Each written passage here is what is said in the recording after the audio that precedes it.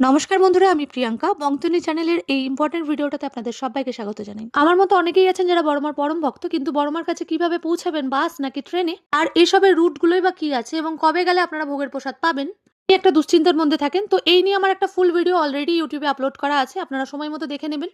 আজ আপনাদের ট্রেন এবং বাসের রুটগুলো জানাবো। দেরি না করে শুরু করা যাক। ধরা যাক আপনারা যাচ্ছেন শিয়ালদহ স্টেশন থেকে, তাহলে পরপর স্টেশনগুলো আপনাদেরকে বলা যাক। শিয়ালদার পরেই হচ্ছে বিধাননগর স্টেশন, তারপরেই পড়বে দমদম জংশন। দমদমটা পার করলেই পাবেন বেলঘরিয়া, বেলঘরিয়ার পরের স্টেশন হচ্ছে আগরপাড়া, আগরপাড়াটা পার করলেই সোদপুর, সোদপুরের পরের স্টেশন হচ্ছে খড়দহ, খড়দহের পরের স্টেশন টিটাগড়, টিটাগড় পার করলেই পাবেন ব্যারাকপুর, ব্যারাকপুরটা পার করলে পলতা, পলতার পরের স্টেশন হচ্ছে ইছাপুর, তারপরেই পাবেন শ্যামনগর, শ্যামনগরের পরেই জগদ্দল,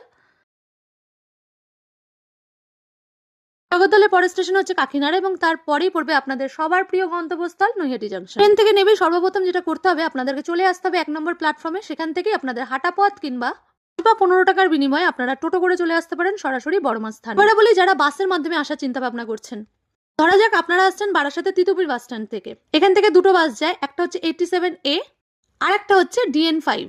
এই দুটো বাস যায় তো নৈহাটি, কিন্তু এই দুটো বাসের রুট কিন্তু আলাদা, সেটা আপনারা একবার ভেবে নেবেন।